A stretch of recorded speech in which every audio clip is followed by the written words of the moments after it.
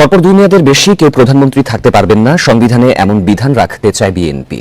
রোববার কুমিল্লা ও ফরিদপুরে নেতাকর্মীদের সাথে অনলাইনে মতবিনিময় সভায় একথা বলেন দলটির ভারপ্রাপ্ত চেয়ারম্যান তারেক রহমান।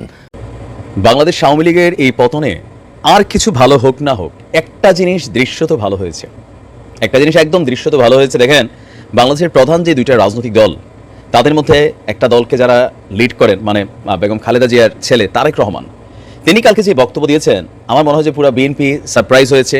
পাশাপাশি ডক্টর ইউনূস সাহেব সারপ্রাইজ হয়েছে, উপদেষ্টারা সারপ্রাইজ হয়েছে, আরও সবচেয়ে বেশি সারপ্রাইজ হয়েছে জামায়াত ইসলাম। কারণ এই মুহূর্তে বিএনপির সামনে আওয়ামী লীগ না, সবচেয়ে বড় বাধার নাম হচ্ছে জামায়াত ইসলাম, এবং তাদের যে ইসলামিক দলগুলো আছে তারা কিন্তু একটা জোট হতে যাচ্ছে।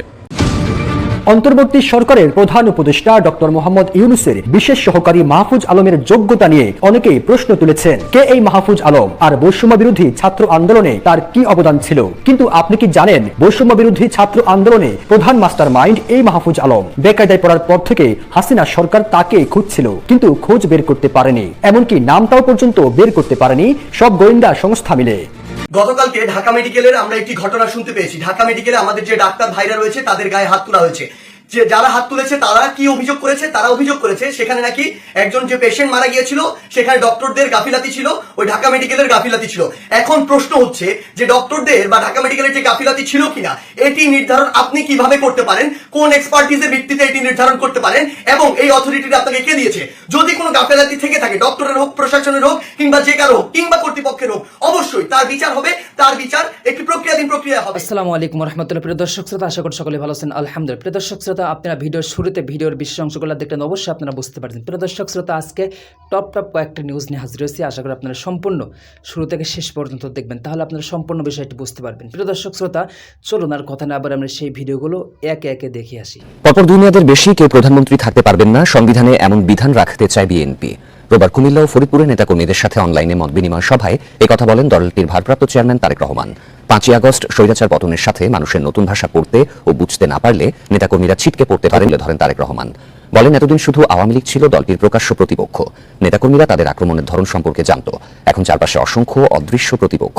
তারেক রহমান জানান, রাষ্ট্র কাঠামো সংস্কারের পরিকল্পনায় আইন, বিচার ও নির্বাহী বিভাগের মধ্যে ক্ষমতার ভারসাম্য রাখবে তার দল।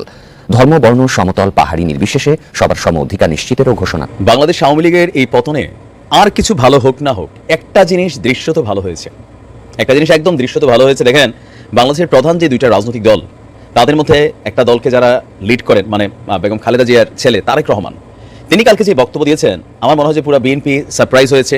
পাশাপাশি ডক্টর ইউনূস সাহেব সারপ্রাইজ হয়েছে, উপদেষ্টারা সারপ্রাইজ হয়েছে, আরও সবচেয়ে বেশি সারপ্রাইজ হয়েছে জামায়াত ইসলাম। কারণ এই মুহূর্তে বিএনপির সামনে আওয়ামী লীগ না, সবচেয়ে বড় বাধার নাম হচ্ছে জামায়াত ইসলাম, এবং তাদের যে ইসলামিক দলগুলো আছে তারা কিন্তু একটা জোট হতে যাচ্ছে। একই সুরে কোথাও না কোথাও কথা বলেছেন তারেক রহমান। বিএনপির তারেক রহমান কি বলা যায়, গতকালকে তিনি রাতে একটা বক্তব্য দিয়েছেন। এই বক্তব্যটা ঠিক গত কয়েক মাস যাবত আলোচনায় ছিল, বা অনেক জনমানুষের আকাঙ্ক্ষা ছিল, তবে তিনি যেটা বলবেন সেটা আসলে আমিও ভাবি নাই। তবে এটা বলার কারণে তিনার জন্য কিছুটা পজিটিভ আছে, তবে 2 টার্ম। নিশ্চয়ই বুঝতে পারছেন যে 2 টার্ম বলতে কোনটা বোঝাচ্ছি।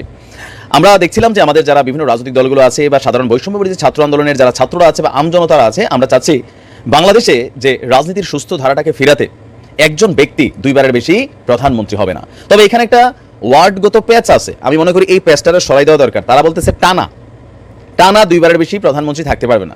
তো আমার মনে হয় যে টানা না, কোনো ব্যক্তি 2 বারের বেশি এমনিও প্রধানমন্ত্রী থাকতে পারবে না, যেটা মার্কিন যুক্তরাষ্ট্রে হয়। কেন হয়? কারণ একজন ব্যক্তি যদি টানা 2 বার প্রধানমন্ত্রী থেকে যান, মানে টানা না, একবারের পর আরেকবার, তাহলে এই দলটার মধ্যে পরিবারতন্ত্র যেইকা বসে। টানা হিসাবটাতে একটা প্যাচ আছে। তবে যাই হোক, মোটামুটি লাইনে আসছে যে 2 বার। তো এখন এই হিসাবে বেগম খালেদা জিয়া তিনি আর প্রধানমন্ত্রী হতে পারবেন না। প্রধানমন্ত্রী হবে কে? আপনার তারেক রহমান। আর খালেদা জিয়ারও বয়স হয়েছে, তিনার রেস্ট দরকার। তো তারেক রহমান বলছেন যে আপনার বাংলাদেশে আর যেন কোনোদিন কেউ ক্ষমতাকে কুক্ষিগত করে স্বৈরাচারী না হয়ে উঠতে পারে, সেইটা নিশ্চিত করতে বিএনপি সংবিধানে এমন ব্যবস্থা রাখতে চায় যাতে কেউ যেন পরপর 2 বারের বেশি প্রধানমন্ত্রী হতে না পারেন। তা আমি মনে করি পরপর শব্দটা বাদ দিয়া 2 বারের বেশি প্রধানমন্ত্রী হতে না পারেন, তাহলে দলগুলোতে গণতন্ত্র কাজ করবে। আর নয়তো যে বিএনপি আজন্ম তারা তাদের ফ্যামিলি থেকে প্রধানমন্ত্রী হবে, আওয়ামী লীগ আজন্ম তাদের ফ্যামিলি থেকে প্রধানমন্ত্রী হবে, বাকিরা মন্ত্রী হবে, এমপি হবে, মারামারি কাটাকাটি করবে। এই 2টা পরিবারের কাছেই ক্ষমতা থেকে যাবে, যেটা জামাতের মধ্যে আবার নাই, জাতীয় পার্টির মধ্যে এটার আছে। আপনার আজকে জাতীয় সংসদ নির্বাচনের প্রস্তুতি নিতে লন্ডন থেকে অনলাইনে একটা কনফারেন্স করেছেন তিনি। আর ফরিদপুরের নেতাকর্মীদের উদ্দেশ্যে বক্তব্য দেওয়ার মধ্যে তিনি বলছিলেন যে গত 5ই আগস্ট স্বৈরাচার পতনের সাথে সাথে বাংলাদেশের মানুষের প্রত্যাশায় যুক্ত হয়েছে নতুন আশাবাদ, আর পরিবর্তিত হয়েছে ভাষা। এই পরিবর্তিত নতুন ভাষা পড়তে এবং বুঝতে হবে, আর আশাবাদকে বাস্তব রূপ দিতে হবে। সেটা না পারলে ছিটকে পড়তে হবে। আমি বারবার বলছিলাম, দলীয় যারা প্রধান আছেন তারা কিন্তু বাতাসটা বুঝতেছেন, কারণ তারেক জিয়া এই মুহূর্তে লন্ডন আছেন। গতকালকে দেখছেন এস আলমের সেই গাড়িতে এই যে কক্সবাজারের যে এমপি, দীর্ঘদিন যাবত এমপি না, সাবেক এমপি, বিএনপি নেতা সালাউদ্দিন, এত মানে পানি টানি ঘোলাইয়া বাংলাদেশে এসে কালকে এস আলমের গাড়ি তিনি চড়ছেন। এটা নিয়ে বিভিন্ন মানুষ বিভিন্ন বক্তব্য দিচ্ছেন। বিএনপি লোকেরা যে তিনি কি জানবেন না কেন ভাই? এসব ওই তেলমারা যুক্তি বন্ধ করেন, যেটা রিয়েল এটা রিয়েলি। ইভেন এই গাড়িগুলো যারা বার করছে, বিএনপি তাদের জায়গা থেকে শক্ত একটা প্রতিক্রিয়া দেখেছে। চট্টগ্রাম দক্ষিণের সম্ভবত পুরো বিএনপির কমিটি বিলুপ্ত করে দিয়েছে। কারণ কি, শুরু হয়ে গেছে বিভিন্ন জায়গায় এই যে মারামারি, ছিনতাই, লুটপাট, তারপর হচ্ছে ধাওয়া পাল্টা দেওয়া, নিজেরা ক্ষমতাকে পুঞ্জীবিত করিয়া 20 জন আহত, মার্ডার হয়ে যাচ্ছে। তো এগুলা যেগুলো হচ্ছে, এটি তারেক রহমান বুঝাইতেছেন যে নতুন এই পরিবর্তিত ভাষাটাকে বুঝতে হবে, মানুষ কি চায়। আর বিএনপি যখন এগুলা করতেছে, জামাত অটোমেটিক একটা পজিটিভ প্ল্যাটফর্ম পাচ্ছে। যে দেখো জামাত কত শান্ত, কত সুন্দরভাবে তারা কথা বলছে, কত সুন্দর ব্যবহার করছে। আর বিএনপি তারা কি করতেছে, সব খবর কি নিউজে আসে? আর আমার এলাকায় এখনো বিএনপি ক্ষমতায় আসে নাই, কিছু চোর ডাকাইত এগুলো ধরেন রাস্তাঘাটে যা শুরু করছে। আমার নিজের এলাকার কথাই বললাম। তো সেক্ষেত্রে ক্ষমতায় আসলে কি করবে? তো আমাদের যারা এলাকার সাধারণ মানুষ তারা কি এগুলো পছন্দ করতেছে? তারা বিএনপি করে এমনই লোক, তিনি বলতেছেন বিএনপি আসার দরকার নেই। কারণ কি, তিনি ভদ্র মানুষ। তিনি জানেন বিএনপি আসলে তিনি দলের কাছে মূল্যায়ন পাবেন না, এরা এখানে হাইব্রিড হয়ে জায়গা বসবে। তো যাই হোক, পরিবর্তিত ভাষাটা বিএনপির আসলেই বোঝা উচিত। আর আমি তারেক রহমানকে ধন্যবাদ জানাই যে তিনি এই বিষয়টাতে সম্মতি প্রকাশ করেছেন। কোনটা? যে পরপর, বাট আমি মনে করি এই পরপরটাও বাদ দিয়া 2 বারের বেশি একজন লোক প্রধানমন্ত্রী হতে পারবে না। তাহলে পরিবারতন্ত্রের যে রাজনীতিটা সেইটা নাই হয়ে যাবে। কারণ প্রধানমন্ত্রী যদি হয় টানা 2 বার, তো ধরেন এরপর আবার অন্য একজন হইলো, আর একটা দল তো টানা 3 বার ক্ষমতায় থাকে না, থাকতে গেলে স্বৈরাচারী হয়ে আসে। বাংলাদেশের ইতিহাসে এটা সম্ভব না, তাই না? তো সেই ক্ষেত্রে 3 নাম্বার বার এমনিও আসবে না, তারা বোঝে। তো 4 নাম্বার হলে আবার আসবো, এটাও কিন্তু একটা কৌশলী বক্তব্য। তারপরও যতটুকু তিনি বলছেন ততটুকুতে আমি খুশি যে পরিবর্তনের জিনিসটা মাথাতে কাজ করে গেছে। এই ভাষাটা বোঝা জরুরি ছিল। অন্তর্বর্তী সরকারের প্রধান উপদেষ্টা ডক্টর মোহাম্মদ ইউনূসের বিশেষ সহকারী মাহফুজ আলমের যোগ্যতা নিয়ে অনেকেই প্রশ্ন তুলেছেন। কে এই মাহফুজ আলম, আর বৈষম্য বিরোধী ছাত্র আন্দোলনে তার কি অবদান ছিল? কিন্তু আপনি কি জানেন, বৈষম্য বিরোধী ছাত্র আন্দোলনে প্রধান মাস্টার মাইন্ড এই মাহফুজ আলম। বেকায়দায় পড়ার পর থেকে হাসিনা সরকার তাকে খুঁজছিল, কিন্তু খোঁজ বের করতে পারেনি, এমনকি নামটাও পর্যন্ত বের করতে পারেনি সব গোয়েন্দা সংস্থা মিলে।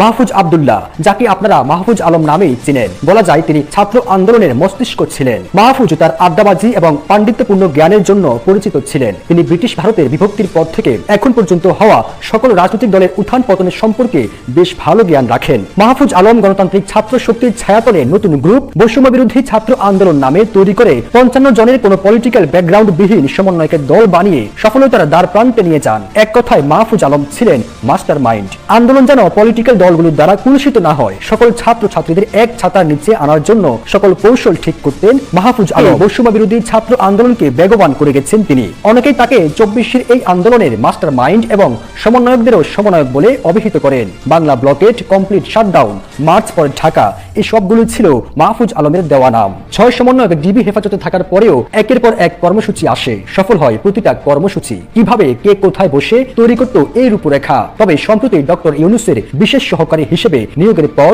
মাহফুজকে প্রকাশ্যে আনার মাধ্যমে সেই জটটা খুলতে শুরু করেছে।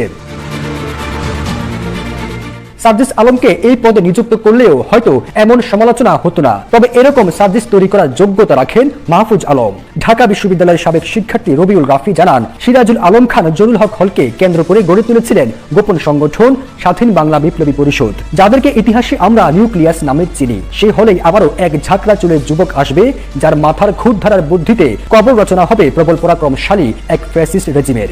ঢাকা বিশ্ববিদ্যালয় আসলেই এক আজব জায়গা। আগে ইতিহাস পড়তে গেলে এসব চোখে বাসত, আর এবার চোখের সামনেই নতুন ইতিহাস তৈরি করতে দেখলাম। মাহফুজ আলম ঢাকা বিশ্ববিদ্যালয়ের আইন বিভাগের 2015-16 শিক্ষাবর্ষের শিক্ষার্থী ছিলেন। বৈষম্য বিরোধী ছাত্র আন্দোলনের লিয়াজু কমিটির সমন্বয়ক। লক্ষ্মীপুর জেলার রামগঞ্জ উপজেলার ইসাপুর গ্রামে তার বাড়ি। তিনি ছাত্র সংগঠন গণতান্ত্রিক ছাত্র শক্তির তাত্ত্বিক নেতা হিসেবে ক্যাম্পাসে পরিচিত ছিলেন। গতকালকে ঢাকা মেডিকেলের আমরা একটি ঘটনা শুনতে পেয়েছি। ঢাকা মেডিকেলে আমাদের যে ডাক্তার ভাইরা রয়েছে তাদের গায়ে হাত তোলা হয়েছে।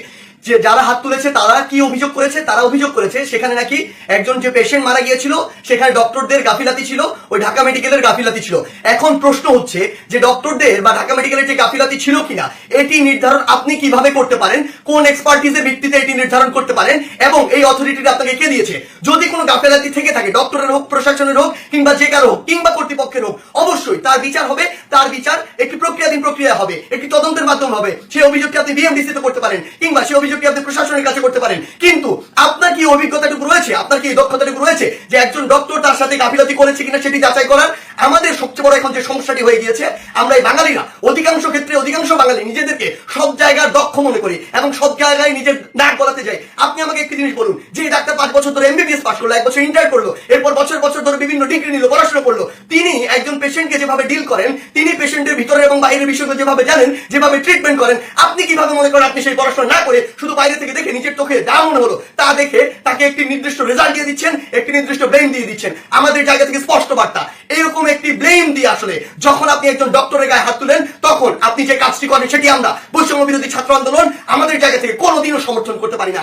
আপনাদের যদি কোনো অভিযোগ থাকে সেই অভিযোগটি আপনি জানাতে পারতেন। আমরা জানি আমাদের এই পুরো প্রসেসটিতে এই ছাত্র জনতার অভ্যুত্থানে ডক্টররা কিভাবে ওই হসপিটালের ভিতর থেকে ওই ইমার্জেন্সি থেকে তাদের ভূমিকাটি রেখেছে। আমরা দেখেছি যখন কিছু সরকারের পাঁচাটা স্পিরিট, ডক্টরদের যে স্পিরিট, সেই স্পিরিটটি যাদের মধ্যে নাই, এমন গুটি কয়েক ডক্টর যখন ওই ছাত্র জনতার গণঅভ্যুত্থানে আমাদের আহত ভাইদের চিকিৎসা দিতে বাধা দিচ্ছিল, তখন অধিকাংশ ডক্টর নিজের জায়গা থেকে রিস্ক নিয়ে আমাদের ওই ভাইদেরকে চিকিৎসা দিয়েছিল। এমন অধিকাংশ ডক্টর রয়েছে যারা ডক্টরদের স্পিরিটটি ধারণ করে এবং আমাদের এই পুরো সময়টিতে আজকে পর্যন্ত আমার হসপিটালে যে আহত ভাইগুলো রয়েছে তাদেরকে নিরবিচ্ছিন্ন সেবা দিয়ে যাচ্ছে নিজের কথা চিন্তা না করে। সেই জায়গায় যখন এরকম করে কোনো একজন আমার ডক্টর ভাইয়ের উপর এইভাবে হাতটি তুলে, আমরা এটি কখনো সমর্থন করতে পারি না। আমাদের জায়গা থেকে একদম স্পষ্ট একটি বার্তা, সেটি হচ্ছে যে আমরা প্রশাসনকে, মাননীয় স্বাস্থ্য উপদেষ্টা, ডিজি হেলথ সহ সকলকে একটি বিষয় স্পষ্ট করে বলতে চাই, আমাদের যারা মেডিকেলের ভাইরা রয়েছে, ইন্টার্ন ডক্টররা রয়েছে কিংবা হসপিটালে যে ডক্টর ভাইরা রয়েছে, তাদের সাথে আমরা এই জায়গাটিতে একাত্মতা ঘোষণা করছি। তাদের নিরাপত্তার সর্বোচ্চ ব্যবস্থা করতে হবে। তারা দিন রাত 24 ঘন্টা আমাদের জন্য কাজ করছে, অথচ কেউ একজন চাইলো আর একটা ব্লেম দিয়ে তাদের গায়ে এসে হাত দিয়ে দিল, এটি আমরা আমাদের জায়গা থেকে কখনো মানতে পারি না। আমাদের জায়গা থেকে একটি স্পষ্ট বার্তা হচ্ছে তাদের এই নিরাপত্তার ব্যবস্থাটি করতে হবে। এবং গতকালকে ঢাকা মেডিকেলে যদি ওই পেশেন্টের মৃত্যুর জন্য কোনো কর্তৃপক্ষের হোক, ডক্টর হোক, গাফিলাতি থেকে থাকে, তদন্ত সাপেক্ষে তার যেমন বিচারের আওতায় তাকে আনতে হবে। কিন্তু গতকালকে ওই আমার ডাক্তার ভাইয়ের গায়ে যে হাতটি তুলেছে অপারেশন থিয়েটার থেকে বের হওয়া একজন ডক্টরকে, তার অবশ্যই দ্রুততম সময়ের মধ্যে তাকেও গ্রেফতার করে তাকেও বিচারের আওতায় আনতে হবে। আমাদের জায়গা থেকে স্পষ্ট একটি বার্তা, আর নিজের হাতে তুলে নেওয়ার মতো অন্যায়টি যদি আপনি করেন, তাহলে আপনার পক্ষে কোনোদিন আমাদের অবস্থান থাকবে না।